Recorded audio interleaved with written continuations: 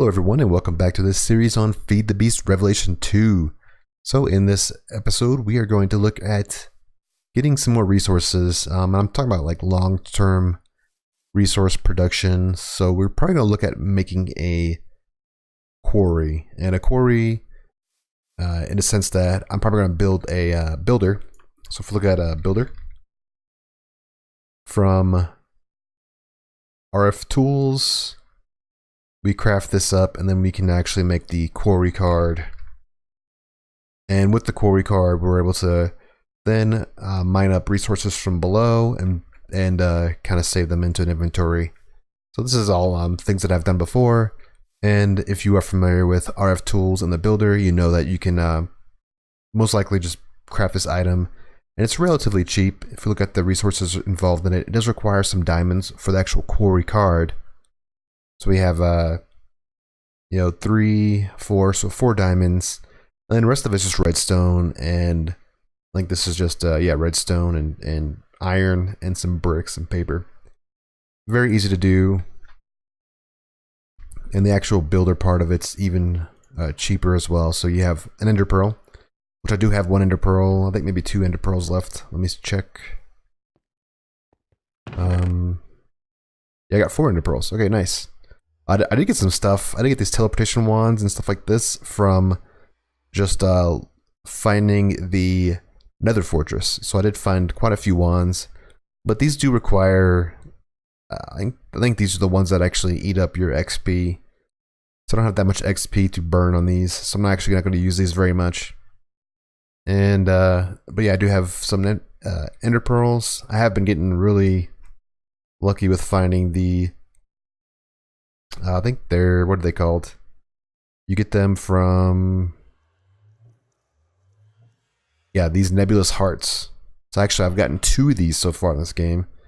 These are fairly rare, especially if you're just killing like maybe 5 or 6 different endermen. I've actually gotten 2 off them, which has been pretty nice. And so you do get 3 ender pearls from 1 nebulous heart. So you could potentially get up to 4 ender pearls from 1 enderman, which is actually fairly nice. That's without having any sorts of mods on my sword. So anyways, so we're going to work on getting the builder crafted up, and then I'm probably going to head over to the mining dimension and get it set up there. I don't have much in the way of power, so I'm probably going to have to just utilize some of these coal generators for the time being. One last thing I wanted to mention was I did add some flooring, and so we have a little bit of flooring, kind of cleaning it up a little bit in here. I did add some drawers, so everything should be being stored. I think there is, flax seeds, rice seeds, these poisonous tomatoes, and apples aren't being stored in here, but that's all right. Those aren't used that much, anyways. So I do have the crafter set up, so it's just a tier 1. I'm only just doing red dye and melon seeds, and so I'm just converting beetroots into red dye and melon seeds into melons, and outputting them in here. I don't know why it's like that. That's weird. Anyways, but so it's kind of a self filter, so everything is blocked out except for the it'll only input 64 melons and 64 beetroots. So when this thing fills up, these fill up, which should be a while. I'm actually at 606 melon seeds. Yeah, so the melon seeds might fill up sooner than I thought. But anyways, so it's just an output extract. I just did brown, and it's only separated. It's completely separated from this network here. So we have blue as the output, and it's being piped into here, and then being fed into this system. So it's just everything's being self-filtered right now by using the blocks and utilizing the how the blocks work. And so this is all automated. Everything's being automated into this system. So as you can see, we have, with the exception of the seeds, everything else is in the hundreds, 200s plus. So we have a lot of growth. And of course, this is just full. We have maxed. This actually is so full, it's not even making them anymore. That's how full this is. So yeah, we're a little Yeah, these are just maxed out at this point in time. And yeah, so this is still just chugging along. Definitely not, as you can see by the amount of items we have in here, definitely not producing the amount of biofuel that I am. Why is this not working? Okay, there it goes. It may just need to kick in after a little bit. Yeah, but definitely I'm not producing that much biofuel, or not using up that much biofuel at this point in time. So definitely is a surplus of energy. And so I kind of want to figure out a way to utilize this biofuel in a, just kind of maybe store it in a container and then have another one of these biofuel generators that I could probably add to the builder and the quarry that I'm going to build. I think that might be a good way to power it. Maybe in the next episode I'll probably do that. For now I'm just going to stick with just using some coal generators for that particular purpose, just to get things going this early on. So yeah, the next logical step is to have a influx of resources, and then after that we're going to look at storage. That's the next step after that. Once we have the resources coming in passively, then we can look up storage. And there are several different storage types of systems, and there are several different storage type systems we can look at. And when we get to that point, we'll take a look at them and see which one is going to fit this series. So let's get on to making the builder, and then I'll be back when I'm done. Alright everyone, welcome back, and I have now built the builder. And let's see, we have the builder. I have the quarry card in there already. So we do have our quarry card, our builder, and we have 2 coal generators. I just got some hoppers just to keep this thing powered. Let's add these 2. And I'll just dump in some like this. Not that, I need that for turning this thing on.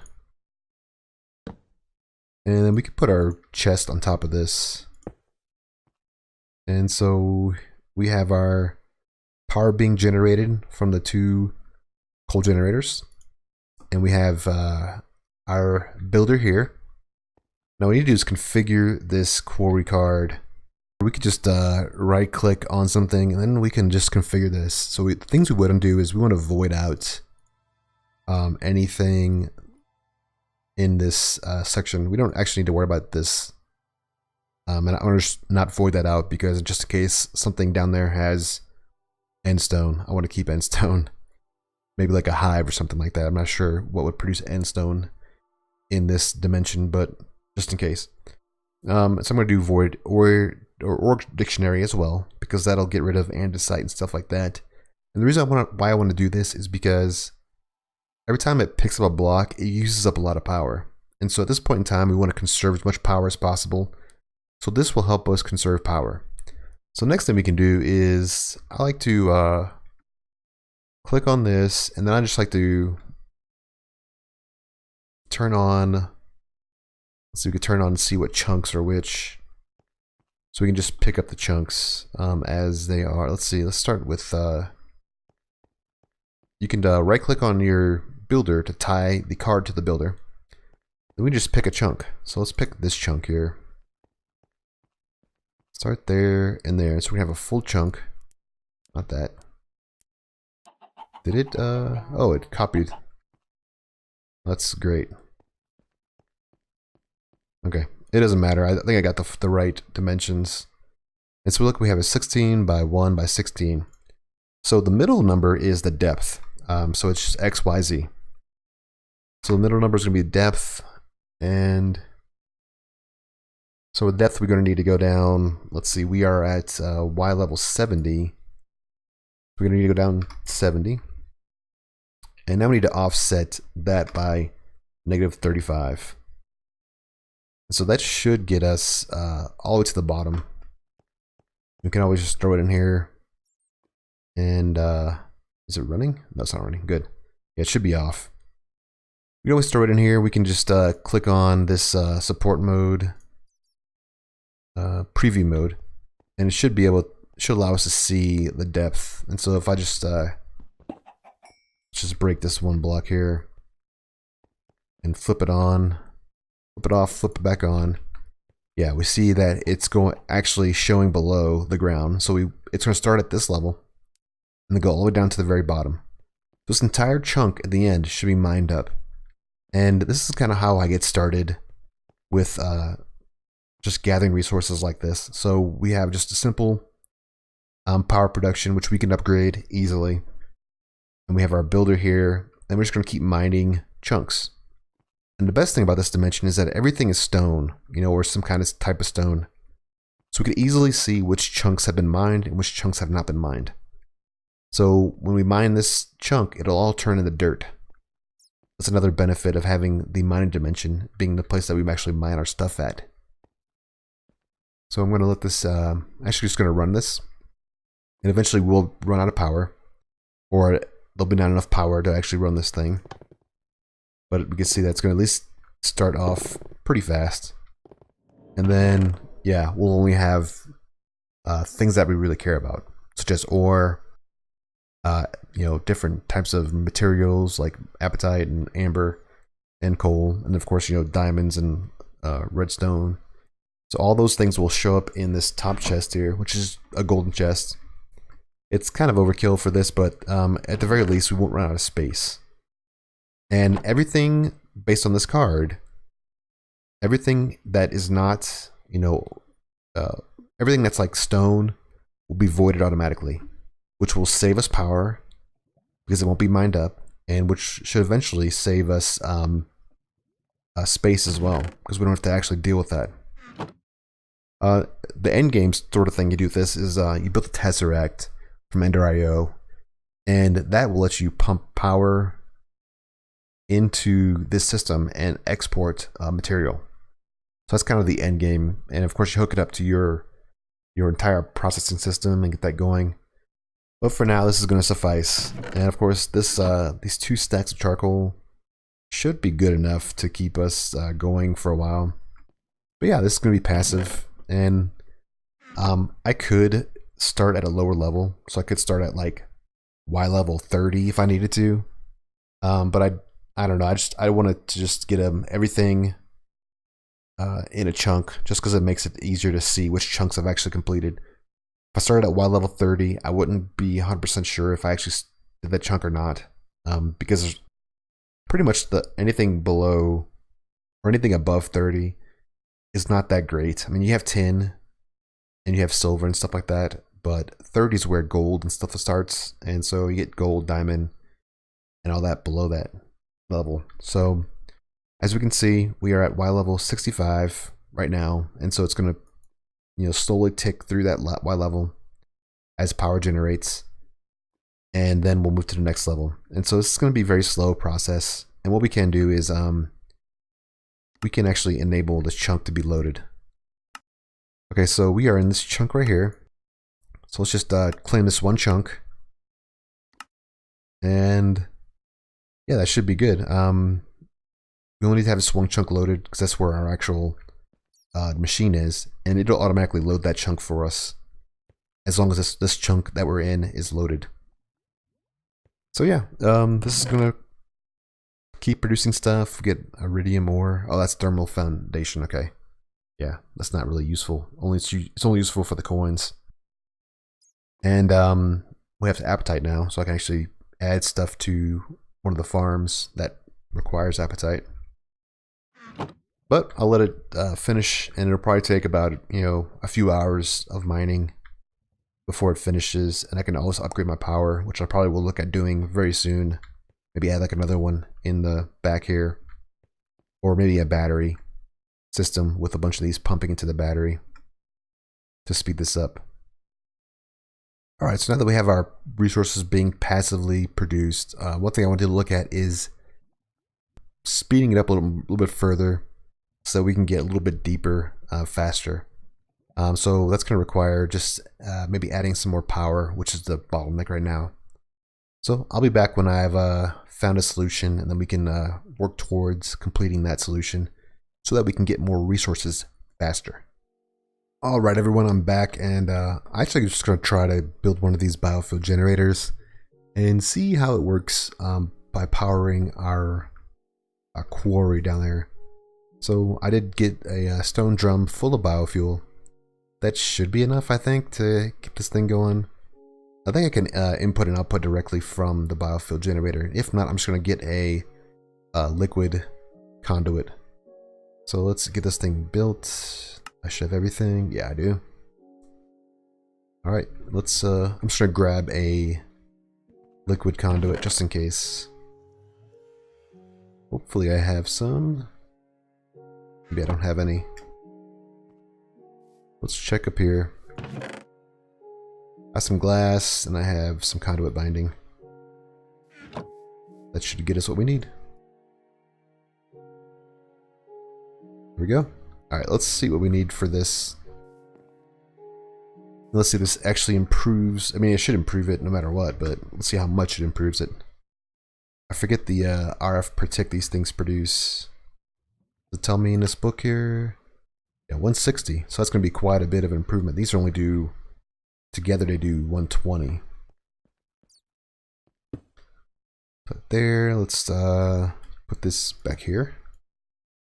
Can I import? What is this tank? Yeah, I can't import it directly. So that's right.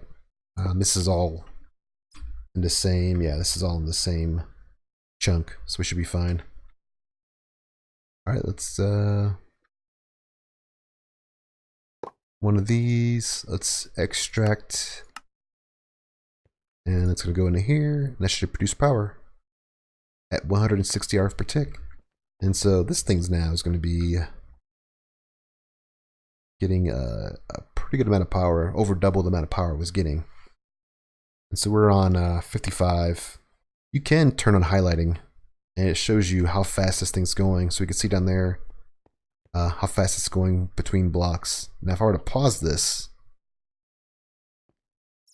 that's the pace. You know, one block being checked every, I don't know, maybe second or so. This kind of doubles that. Yeah. Definitely an improvement. Actually, it's skipping blocks too. I can see it just skipping over some blocks. Alright, so looks like it's going to be an improvement. We're on level 54. We actually have some iron, which is what we need the most of. Copper. We have these bees. Not quite sure if I need the bees. We have aluminum, which I don't know I'm going to use aluminum for right now. I think we can use that if we ever get into immersive engineering. But yeah, so we're getting a pretty good amount of stuff. We're actually getting quite a bit of this amber. So Thaumcraft definitely has a requirement for amber as far as scanning stuff goes. It's rare earth materials as well.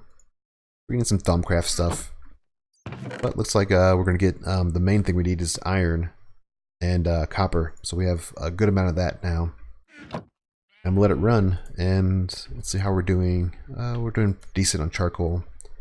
It's probably going to require 3 stacks of charcoal per coal generator, even with this machine here.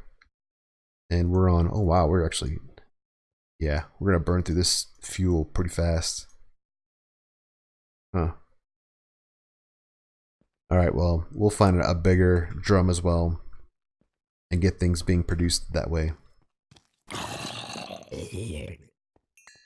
So, just steadily improving what we need to do. I'm going to turn this off and this off so that it doesn't continuously show up. Alright, I'm back, and I just wanted to mention that I decided to just do 2 of these tanks going into here. This should be enough, I think, to get me to the very bottom of the single chunk that we're looking at. But we could look at our resources, and we actually have a lot. I took out 20 of iron and about 20 copper already earlier. So this is additional stuff. You can see we have a lot of resources coming in now. And it's only been about maybe an hour that it's been running. And we're halfway through. Close to halfway through. But it's actually doing pretty well. I'm going to run out of charcoal. And actually, charcoal should be fine. 2 stacks, including the power production from this biofuel generator, should be enough to get us through a full chunk. So just keep that in mind whenever you're wondering how much you're going to need to get started with. So one chunk is going to be about 2 stone drums worth and 2 stacks of charcoal. So that's going to be it for this episode. We set up our builder. We have it built and set up, and we have our quarry running now. We have a decent amount of materials coming in. So next episode, we're going to probably look at going into storage and getting rid of the thousands of chests, not thousands, but you know, a lot of chests that we already have. And it's going to be the next logical step is to get our storage in line. Then we can start working on other systems after that, like getting other passive production, like maybe animals and mobs. But for now, that's going to be it. I thank you for watching. I appreciate it. I hope you learned something new in this episode, and I'll see you in the next one. Goodbye.